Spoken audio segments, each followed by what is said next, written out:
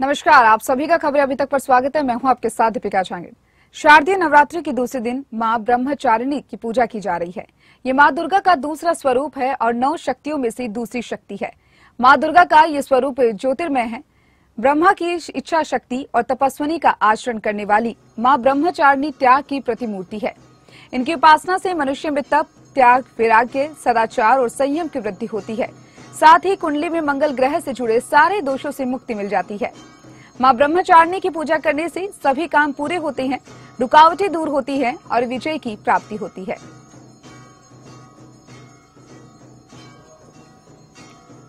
देश भर में आज नवरात्र की धूम, जहां कल पहला दिन था, आज दूसरा दिन है।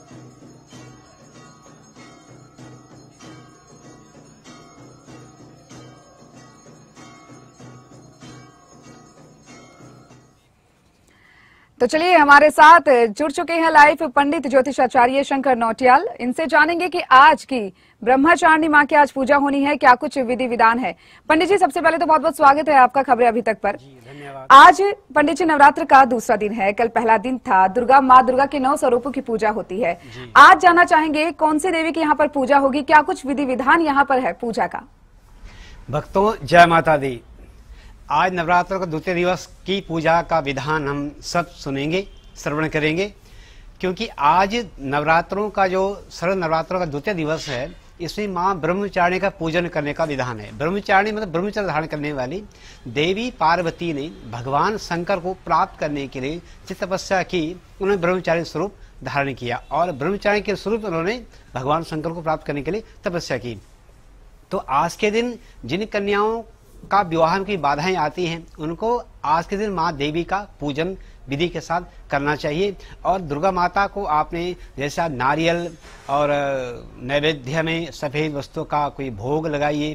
देवी की आरती के बाद अपनी मां को प्रसन्न करने के लिए आपने एक लाल चुन्नी का आपने आवरण वस्त्र देवी को आपने अर्पित करना है। इससे जिन कन्याओं के विवाह में बाधाएं आ रही है, उनकी आज अवश्य उनकी मनोकामना अवश्य पूर्ण होगी। उनको आज के दिन देवी को सिंदूर भी चढ़ाइए आप। सिंदूर, साथ में लौंग, इलायची और साथ में सामग्री, जो सौभाग्य सामग्री होती भी, आप देवी को आप अर्पित कीजिए। आपकी मनोकामना पूर्ण होगी। या जिनके जन्म लगन में मंगल सप्तम भाव बैठा हुआ है या कोई मांगलिक है, उनको भी आज के दिन देवी दुर्गा की उपासना करनी चाहिए। देखिए, दुर्गा देवी का द्वितीय स्वरूप है, यह देवी दयालुता का स्वरूप है। कहते हैं जब कल्प के अंत में भगवान विष्णु योग निद्रा में लीन थे, उस समय उनके कान के मैल से 2 दैत्य उत्पन्न हुए, मधु और कैटभ। तो उन्होंने जब ब्रह्मा जी को देखा तो ब्रह्मा जी को मारने के लिए वो उद्यत हुए। तब ब्रह्मा जी ने भगवान विष्णु के जो योग निद्रा है का आश्रय लेकर उनकी प्रार्थना की, उनकी स्तुति की। तब देवी उत्पन्न हुई और देवी ने उन मधु दैत्य और मधु कैटभ का जो है वध करने की उद्देश्य हुई। तो उस समय भगवान विष्णु जागे, क्योंकि सोए हुए थे ना, तब जागे हुए। तब भगवान विष्णु ने उन दैत्यों से युद्ध किया। कहते हैं उनका युद्ध चला, 5000 वर्ष तक युद्ध चला। अंत में जब वो दैत्य प्रसन्न हुए भगवान विष्णु से, तो उन्होंने कहा, बोले आप मांगो, वरदान मांगो, तुमसे प्रसन्न है। तब भगवान विष्णु ने उनको कहा, तुम मेरे हाथ से मारे जाओ, मैं ये तुमसे वरदान चाहता हूँ। तब वो भगवान विष्णु के हाथ से मारे गए। तो योग निद्रा के द्वारा ही भगवान की शक्ति, देखिए, जो बुद्धि और जो बुद्धि का जो सात्विक भाव है, वो देवी का ही स्वरूप माना जाता है शास्त्रों में। तो दुर्गा देवी की शक्ति है ना, शक्ति, अगर शक्ति शरीर में नहीं होगी, आप कोई भी कार्य आप नहीं कर सकते हो। तो जो दुर्गा देवी है, शक्ति का ही स्वरूप है और शक्ति का ही स्वरूप के आधार पर ही मनुष्य जीवन की दिनचर्या या मनुष्य जीवन चल सकता है। दुर्गा देवी ने के प्रभाव से उन दैत्यों का भगवान विष्णु ने वध किया। आज के दिन दुर्गा माता को भी आपने सुबह उठ करके आपने जिन्होंने जोत जलाई हुई, अखंड जोत जलाई हुई है, कलश स्थापना की हुई है, ये जिन्होंने जौ बीज करके देवी का आह्वान करके प्रतिष्ठा कर रखी है, उनका द्वितीय दिवस में आपने आज सुबह उठ करके दुर्गा माता की उपासना के रूप में आपने पहले माँ को आरती करनी है, भोग लगाना है, फिर आपने देवी का कोई पाठ करना है, फिर आपने माँ से प्रार्थना करनी है। दिन भर आपने आज ब्रह्मचर्य मतलब त्याग, ब्रह्मचर्य में त्याग होता है। त्याग का होता है कि आपको अपने दुर्विचारों का त्याग आज के दिन करना चाहिए। आपका जो विचार हो सात्विक विचार हो, सात्विक आहार हो और सात्विक आपका व्यवहार, विचार और आहार तीनों आपके सात्विक अगर होंगे तो निश्चित रूप से मां ब्रह्मचारिणी आप पर आज प्रसन्न होगी और आपकी मनोकामना अवश्य पूर्ण होगी, ये हमें विश्वास है। बिल्कुल पंडित जी, आपने बताया कि आज मां ब्रह्मचारिणी की पूजा होनी है। नवरात्र का आज दूसरा दिन है। कल पहला दिन था जहां सभी भक्तों ने घट स्थापना की विधि विधान से मुहूर्त के अंदर। आज पंडित जी जानना चाहेंगे, आज ब्रह्मचारिणी की पूजा होने वाली है, आज का कोई विशेष मुहूर्त अनुरूप है? यहाँ पर कोई विशेष मुहूर्त जिसमें पूजा अर्चना की जानी हो माँ की? का तो वैसे ब्रह्म मुहूर्त सबसे उत्तम माना जाता है देवी पूजा के लिए, अन्य किसी देवता की पूजा के लिए जो ब्रह्म मुहूर्त का समय है सबसे सर्वोत्तम माना जाता है। आपने सुबह 5 बजे से 7 बजे तक आपने देवी की उपासना आपने विधि पूर्वक करनी। जो सुबह का कई लोगों को समय नहीं मिल पाता है नवरात्रों में सुबह का टाइम, या कई लोग रात्रि में, तो उनको आप दिन में भी आप पूजा कर सकते हो। अगर आपका समय सुबह अगर ना कर पाओ, वैसे तो उत्तम समय जो है, उत्तम समय बताया है सुबह 4 से 6 बजे, 3 से 6 ब्रह्म मुहूर्त 3 से 6, और जो मध्यम समय है 6 से 9, और उसके बाद आपका अगर समय लगे तो आप बाद में पूजा कीजिए आप, क्योंकि देवी की पूजा के लिए जो अगर आपका श्रद्धा है आप पूजन कीजिए। आप देखिए जो माँ दुर्गा है वो श्रद्धा की भाव की भूखी है, प्रेम की भूखी है। अगर विधि का भी ज्ञान अगर ना हो तो आप देवी की उपासना आप बिना उसके भी कर सकते हो। मंत्र का अगर आपको ज्ञान नहीं है तो आप लोकोचार विधि के द्वारा आप देवी की पूजा कर सकते हो। कई लोग देवी को नारियल चढ़ा देते हैं और हमारी पूजा स्वीकार हो गई ऐसा मानते हैं, तो इसलिए कहते हैं श्रद्धावानम लभते ज्ञानम। अगर श्रद्धा आपके मन में है दुर्गा माँ अवश्य आपको फल देगी। इसलिए आज का समय है आपको या सुबह 3 से 6 या 6 से 9 आप देवी की आप पूजा करने का सबसे अच्छा मुहूर्त आप कर सकते। कई लोग रात्रि में, ये नवरात्रे हैं, नवरात्रों में जो रात्रि में देवी की कई लोग सिद्धियां करते हैं, उपासना करते हैं, कोई मंत्र सिद्ध करते हैं रात्रि, क्योंकि जो नवरात्र हैं वो स्वयं सिद्ध मुहूर्त की श्रेणी में आते हैं। कोई मंत्र सिद्ध करना है आपने, या कोई अनुष्ठान करना है, कोई जप करना है आपने, या कोई आपने किसी ग्रह की शांति करनी है आपने, या किसी का अन्य कोई पूजन विधान अगर किसी ने करना है, सबसे उत्तम दिन नवरात्रों के ये 9 दिन माने जाते हैं। और इसमें किया गया, कहते हैं ये पर्व आते हैं, इन पर्वों किया गया जब तब होम यज्ञ दान जो है ये अनंत फल देने वाले हो जाते हैं। जी बिल्कुल पंडित जी, अभी आपने बताया कि कौन से मुहूर्त में माँ की पूजा की जाए, मुहूर्त तो आपने बता दिया। साथ ही जो सबसे ज्यादा असमंजस की स्थिति होती है वो होता है भोजन जो नवरात्रि में बनता है, और इसी के साथ ही भोजन में क्या कुछ खाने को लेकर शामिल किया जाए, क्योंकि 9 दिन के व्रत लोग रखते हैं, कोई पहला नवरात्र रखता है, कोई आखिरी नवरात्र रखता है, तो इन सभी को अगर ध्यान में रखा जाए तो कौन से वो सामग्री है जो भोजन में शामिल करनी चाहिए पंडित जी, वो भी आपसे जानना चाहेंगे। आपको फलाहार लेने का विधान है, सात्विक आहार फलाहार ही आता है, क्योंकि आहार 3 प्रकार का होता है, सत्व, रज और तम, सात्विक, रासिक और तामसिक। सात्विक भोजन में फल, दूध या कोई जूस या कोई अन्य कोई ऐसा भोजन आता है जो सात्विक वृत्ति जिससे मनुष्य धारण करता है। तो आपने जैसे दूध, फल, इसका आपने भोजन करना है। कई लोग व्रत में आलू या कुट्टू के आटे का जैसा बना हुआ जो व्रत का भोजन है उसको लेते हैं। तो आज आपने सुबह पूजन करने के बाद ज्यादा देखो व्रत का अर्थ क्या होता है, यानी कि आपको भूखा रहना है, देवी की उपासना। देखो देवी के लिए अगर आप अन्न का त्याग करोगे, देवी आपको अवश्य ही इच्छित फल देंगी। तो आपको कई लोगों देखा हमने को जो है सुबह शाम तक व्रत चल रहा है तो जो है दिन भर भोजन करें, दिन भर चाय जितनी नहीं, नियम, व्रत का तो नियम धारण करना है आपने। आज दूसरे ब्रह्मचार्य का दिन है, आज तो वैसे विशिष्ट रूप से आपको नियम धारण करना चाहिए। तो आपको सुबह आपने एक टाइम आपने कोई दूध या कोई फल या कोई लीजिए, आप दोपहर में आपने कोई फल या दूध लेकर के, शाम को आपने देवी की पूजा करके आरती करके देवी को भोग लगा करके आपने जैसे व्रत वाले लड्डू का आपने सेवन करना, उनको आपने ग्रहण करना है रात्रि में दूध करके आप, और फिर आपने रात को देवी की उपासना करके आपने फिर अपना दिन शयन आपने करना है। यही विधि रहती, क्योंकि देखिए देवी की उपासना में दुर्गुणों का त्याग करना सर्वोत्तम है। कि अगर आपके दुर्गुण है, व्रत आपने किया हुआ है और दुर्गुण मन में है, तो व्रत का फल आपको नहीं मिलेगा। कहते हैं हमें व्रत का फल नहीं मिला क्यों नहीं? क्योंकि आपने व्रत का विधि विधान से आपने परिपालन नहीं किया है। व्रत में आदमी को काम, क्रोध, लोभ, मोह, मद, मात्सर्य का त्याग करना चाहिए। ये जो 6 दुर्गुण है ये आदमी को भगवान से नहीं मिलाते। कृपा पात्र आदमी नहीं बनता अगर ये दुर्गुण मन में किसी व्यक्ति के हो तो आप इन दुर्गुणों त्याग करके ही अगर आप उपासना करते हो, देवी उपासना का फल अवश्य देती है। कहते हैं देवी से भय से मुक्ति करती है। अगर किसी को सारी कामना सिद्ध करनी है नवरात्रों में, ओम सर्व मंगल मांगल्ये शिवे सर्वार्थ साधिके शरणस्त्रम्यके गौरी नारायणी नमस्तुते मंत्र का जाप करें। किसी को धन चाहिए, पुत्र चाहिए, बाधा से मुक्ति चाहिए, सर्वा बाधा विनिर्मुक्तो धन धान्य सुतान्वितः मनुष्यो मत प्रसादेन भविष्यति न संशय मंत्र का जाप करें। अथवा सर्वस्वरूपे सर्वेशे सर्वशक्ति समन्वित। किसी को भय है, कोई डर है, किसी को अगर रोग का डर है, शत्रु का भय है या अग्नि का भय है, ये कोई भी अगर कोई भयंकरात अगर कोई मन से है, उनके इस मंत्र का जाप करना चाहिए।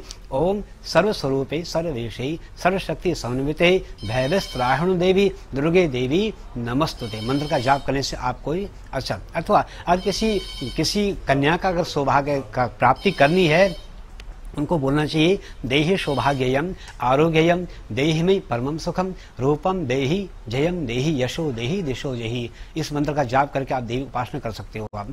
और आपको कहीं एक और उपाय अगर आप कर सकते हो, आज आपको आपने किसी घर में अगर कोई निगेटिव लगता है, किसी को हमारे घर में कोई निगेटिव कोई ऐसी ऊर्जा का प्रभाव है, तो आपको आज के दिन 5 कपूर ला करके आपने 1 कपूर अभी जलाना, सुबह जलाना है, जला करके आपने पूरे घर में घुमा कर उसको कपूर का बाहर जा करके आप रख दीजिए। एक आपने दोपहर में करना, एक शाम को करना, एक 8 बजे, एक रात सोते समय आपने 5 बार आपने 5 कपूर आपने घर में घुमा करके आपने वो बाहर रख दी। इससे जो आपकी नेगेटिव एनर्जी होगी उसका जो है दुर्गम, उसका जो गमन वो चली जाएगी आपके घर में।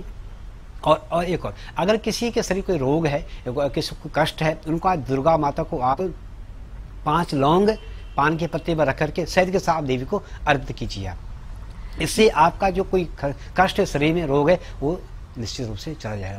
इसका मतलब कोई जब कर सकते हो तो आपने करना ओम रोगान शेषान पंस तुष्टा रुष्टा तो कामान सकलान अभिष्टान तामसतानाम न विपन्न राणाम तामसतानाम श्रद्धाम प्रयंती मंत्र का जाप करने से आपके शरीर को रोग है, कष्ट है, वो अवश्य दूर है। अगर किसी का बालक विद्या में अगर कमजोर है या विद्या संबंधी उसको कोई परेशानी है, उनको आज देवी दुर्गा ब्रह्मचारिणी के पूजन के रूप में आपने देवी का आपने कोई सफेद फूल या कोई सफेद जैसे बर्फी से दूध से बनी मिठाई का आपने देवी को भोग लगाना है। देखिए देवी सरस्वती का स्वरूप मान का है ही, तो आपको देवी के सामने आपने सफेद फूल चढ़ा विद्या के लिए आपने प्रार्थना करनी है। या देवी सर्वभूतेषु विद्यारूपेण संस्थिताम नमस्तस्यै नमस्तस्यै नमस्तस्यै नमो नमः। आपने ये सब जाप करके द्वारा आपने, क्योंकि कहा है कि यम यम चिंतते कामम तम तम प्राप्त निश्चितम, जो आपको चाहिए देवी मां अवश्य आपको उनसे प्राप्त होगा। आपका जो भाव है सात्विक होना चाहिए। जी बिल्कुल पंडित जी, आपने जिस तरीके से बताया कि अन्न का त्याग करने से इन 9 दिनों में माँ इच्छा फल देती है, साथ ही ये भी जानना चाहेंगे कि कई बार ऐसा होता है कि 9 नवरात्रि हमने रख लिए लेकिन भूल चूक से हम कुछ खा लेते हैं, कई लोगों के साथ ऐसा हो जाता है, तो क्या कुछ उपाय करें इसके लिए, वो भी आपसे जानना चाहेंगे पंडित जी।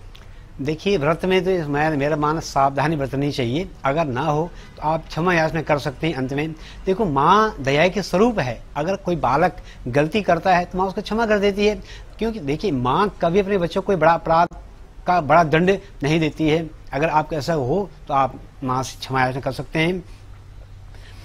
पापोहम पाप कर्माहम पापात्मा पाप संभव त्राहिमाम महादेवी सर्वपाप हरो मम। अथवा एक देव्या क्षमा सूत्र आता है, उसका आप 9वें दिन अगर आप हिंदी में या संस्कृत में उसका आप पाठ कीजिए 9वें दिन। इसका ये विधान है कि 9 दिन तक व्रत में, उपवास में, पूजन में, विधि में, नियम संयम में अगर कोई अपराध हुआ हो, 9वें दिन आप उसका पाठ कीजिए। इसका नाम है देव्या क्षमा प्राप्त, यानी देव्या जो है देवी अगर हमसे अपराध हुआ उसे क्षमा कर दीजिए। संस्कृत हिंदी में उसका पाठ होता है न मंत्रम नो यंत्रम तदपि च न जाने विलपनम। अगर आप जाप इसका हिंदी में संस्कृत अगर जाप इसका पाठ करोगे, जो भी आपसे 9 दिन तक कोई अपराध हुआ देवी माँ क्षमा अवश्य कर देती है। देवी दुर्गा दया का स्वरूप, दया की स्वरूपा है और माँ अवश्य अपने भक्तों की मनोकामनाएं पूर्ण करती है। विधि के साथ अगर आप व्रत करेंगे, पूजा करेंगे, देवी के 9 दिन तक आप लोग, कई लोग व्रत तो नहीं रख सकते हैं, नियम से रहते हैं, कई लोग 9 दिन तक झूठ त्याग देते हैं, कई लोग 9 दिन तक कोई दुर्गुण अगर कोई दुर्व्यसन मन में है आपकी, या कोई दुर्व्यसन अगर आपके चित्त में है, उसको आप त्याग करते हैं। कई लोग शराब पीने का किस आदि होते हैं, 9 दिन शराब नहीं पीते हैं वो लोग, ये भी एक उपाय व्रती है। कई लोग घर में लहसुन प्याज बनता है, नवरात्र अन्य दिनों में 9 दिन तक लहसुन प्याज का त्याग करते हैं, ये भी एक नियम है। इसलिए जितना आपसे हो सके, देखिए आपने नियम लिया, आपने नियम लेने के बाद आपको कुछ दुख हुआ, परेशानी हुई, कष्ट हुई, ऐसा नियम लेना भी व्यर्थ है। नियम ऐसा लीजिए जिससे आपको कोई कष्ट ना हो, कोई परेशानी आपको ना हो, आप समुचित रूप से आप उसका जो है ना पालन कर सको। बिल्कुल पंडित जी, और अब बात अगर रंगों की करी जाए, माँ के 9 स्वरूपों की 9 नवरात्र में यहाँ पर पूजा की जाती है, तो रंगों का क्या कुछ महत्व है? क्योंकि कई भक्तों के, कई दर्शकों को ये काफी असमंजस की स्थिति रहती है कि कौन से दिन कौन सा रंग पहना जाए, ये काफी कितना ज्यादा महत्व रखते हैं रंग, वो आपसे जानना चाहेंगे। और कौन से दिन कौन सा रंग धारण किया जाए? जी देखिए, इसमें विधान ऐसा है कि देवी दुर्गा माता का जो वह स्वरूप रक्त वर्ण है, रक्त वर्ण अलग स्वरूप है, अलग।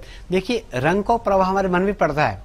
जैसे सफेद रंग है, सफेद रंग त्याग का प्रतीक है, विरक्ति का प्रतीक है, और त्याग विरक्ति का प्रतीक सफेद रंग। यानी सफेद रंग जो है वो सफेद रंग के धारण करने से व्यक्ति के जो मन में है ना, वो आसक्ति युक्त वचन या कर्म, या यानी कि वो व्यक्ति जो है कायिक, वाचिक, मानसिक रूप से वो आसक्ति का त्याग कर देता। ये तो हो गया सफेद रंग का प्रभाव। जो लाल रंग है, रक्त वर्ण है, वो विजय और प्रभाव का प्रतीक है।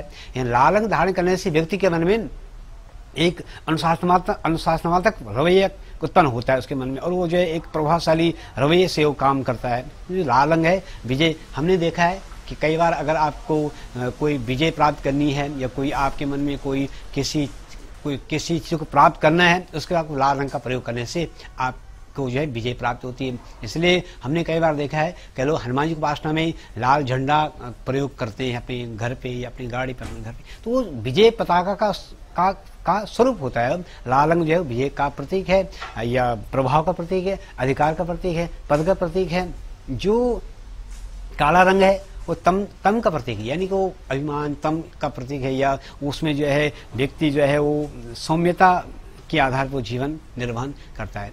इस लाल काला जो पीला रंग है, ये पीला रंग है, पीला रंग भक्ति का प्रतीक है, श्रद्धा का प्रतीक है। जो पीला रंग है, पीला रंग पूजा, भक्ति, श्रद्धा, ज्ञान का प्रतीक होता है। पीला रंग कहते हैं, जो पीला रंग है सही मायने जो भगवान विष्णु का जो है ना, वो पीताम्बर स्वरूप शास्त्रों में बताया। हम इसका मंत्र हम बोलते रहते हैं कई बार, शांताकारं भुजगशयनं पद्मनाभं सुरेशं विश्वाधारं गगन सदृशं मेघवर्णं शुभांगं लक्ष्मीकान्तं कमलनयनं योगविद्यानिगम्यं वंदे विष्णु भवभयहरणं सर्वलोकनाथं। तो यानी कि भगवान का जो पीताम्बर आवरण है, जो पीत आवरण है, यानी कि भगवान क्या है, दया, भक्ति, श्रद्धा का प्रतीक है। भगवान कहते हैं जो मेरे भक्त हैं उनको पीताम्बर धारण करने से उनको मेरी भक्ति निश्चित रूप से प्राप्त होती है। वे शास्त्र में बताया आप किस देवता के पूजक हो, पूज्य आप करते हो, उसका आवरण भी आप धारण करने से आपके मन में उस इष्ट के प्रति श्रद्धा उत्पन्न होती है। तो लाल, काला, पीला, इन लोगों अलग अलग प्रभाव है, अलग अलग महत्व भी है। अब आई ग्रहों का भी अलग रंग होता है। सूर्य का लाल है, चंद्रमा का सफेद, शुक्र का सफेद है, शनि का काला है, तो बुध का हरा है, बृहस्पति का पीला है। तो ये सब अलग अलग रंगों से जीवन में इनका प्रभाव और महत्व होता है। बिल्कुल पंडित जी, वही माँ के मंदिरों में तांता भक्तों का लगा हुआ है। कुछ भक्त हैं जो रोज माँ के दर्शन के लिए जाते हैं और इन 9 दिनों में विशेष तौर पर मंदिरों में पहुंचती हैं। लेकिन कई बार होता है कि जो मौसम है वो अनुकूल होता है। जैसे अगर आज की बात की जाए तो आज कई इलाकों में बारिश देखी गई है, तो मंदिर भक्त नहीं पहुंच पाते हैं। तो किस तरीके से घर पे फिर वो अर्चना की जाए, घर पे माँ की पूजा की जाए, क्योंकि मंदिर अगर नहीं पहुंच पा रहे हैं तो घर में पूजा कर सकते हो आप। वैसे तो तीर्थ में पूजा करने का विधान है, और अगर आप ना जा पाओ, आपको घर में ही देवी नहा धोकर के आपने देवी का आपने आह्वान घर में किया हुआ है, अगर तो आपने देवी की उपासना के लिए आपने दीपक, घी का दीपक जला करके माता की मूर्ति के आगे आपने जोत जला करके धूप दिखा करके माँ के लिए आपने चंदन, अक्षर, पुष्प, धूप, दी नैवेद्य एकत्रित करके आपने देवी को आपने अर्घ्य पूजन के द्वारा आपने देवी को, आज आपको देवी को पंचामृत अवश्य चढ़ाइए। आप जो पंचामृत है ये इसका बड़ा महत्व है। आज के दिन ब्रह्मचारिणी देवी को आपने पंचामृत अवश्य चढ़ाना है। पंचामृत आपने 5 चीज़ों का समावेश करना है, जैसे दूध, दही, घी, शक्कर करके आप देवी को उपासना करनी है। और उसके बाद आप देवी को कोई पाठ अगर आप करते हो, दुर्गा सप्तशती, दुर्गा स्तुति या कोई अन्य आप देवी की उपासना का जो स्रोत आपके पास है, आपने पूजा करके या कोई माला जाप करना है। आपने कई लोग 108 बार आपने इस मंत्र का जाप करना है, करते हैं। ओम ऐं ह्रीं क्लीं चामुंडाय विच्चे स्वाहा, आप इस मंत्र का जाप करना है या अन्य मंत्र का जाप करें आपने। फिर आपने देवी की आरती करनी है। आरती करके आपने फिर देवी को भोग लगाना है। भोग के बाद आपने देवी को प्रणाम करना है। मंत्रहीनम क्रियाहीनम भक्तिहीनम सुरेश्वरी यद पूजितम मया देवी परिपूर्णम तदस्तु। हे देवी, अगर कोई अपराध हो गया हो, कोई कमी रह गई हो पूजन में, मंत्र में कोई त्रुटि रह गई हो, हे देवी उसको आप पूर्ण कीजिए। ऐसा बोलकर आपने देवी को प्रणाम करके आपने आज की पूजा, द्वितीय दिवस की पूजा आपने पूरी करनी है। फिर आपने यही विधि आपकी शाम को भी रहेगी। शाम को आपने इस प्रकार से देवी का आपने पूजन करके भोग लगा करके आरती करके देवी को उपासना करके आपने देवी को प्रश्न करके आपने कोई मंत्र का जाप या कोई पाठ इत्यादि करके आपने देवी की प्रसन्नता के लिए आपने भक्ति पूर्वक आपने देवी की पाठ करनी। इससे अगर आप ना जा सको मंदिर, ये विधि से आपकी द्वितीय दिवस की पूजा का जो विधान है वो संपन्न हो जाएगा। जी बिल्कुल है पंडित जी, कल नवरात्र का पहला दिन था और आज दूसरा दिन है। ब्रह्मचारिणी माँ की पूजा हो रही है। माँ ब्रह्मचारिणी को प्रसन्न करने के लिए क्या कुछ चीजें ऐसी हैं जो भक्त करे, क्योंकि रोजमर्रा की जिंदगी में तो हम वो चीजें करते ही हैं, क्या कुछ विशेष चीजें हैं या विशेष कार्य हैं जो माँ को प्रसन्न करने के लिए की जानी चाहिए? अगर समय नहीं है आपके पास, आप पंचमेवा, पंचामृत और कोई सुहाग सामग्री आपने देवी को अर्पित, आप मंदिर में जाकर के आप अर्पित कराइए। जाइए मंदिर में, देवी को प्रणाम कीजिए और ये आपका कम समय में आपका जो है ये सब विधि परिपालन पूर्ण हो जाएगा। देवी को आपने सब प्रणाम करके आपने अंत इस विधि को पूर्ण करना है। क्योंकि अगर समय नहीं है, हाँ अनुष्ठान वैसे तो विधान लंबा चौड़ा है नवरात्रों में देवी की उपासना का।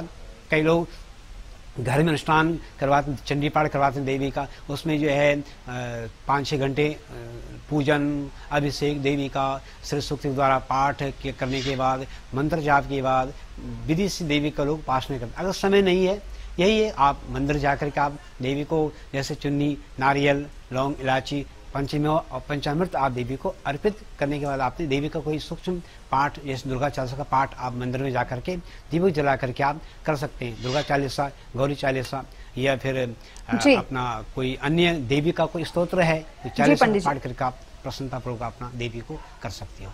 जी चलिए पंडित जी, बहुत बहुत शुक्रिया आपका। आपने हमारे दर्शकों को बताया कि किस तरीके से आज दूसरे दिन माँ ब्रह्मचारिणी की पूजा करनी चाहिए, क्या कुछ पूजा में शामिल करना चाहिए, कौन सा भोजन हमें ग्रहण करना चाहिए। बहुत बहुत शुक्रिया आपका हमारे साथ जुड़ने के लिए।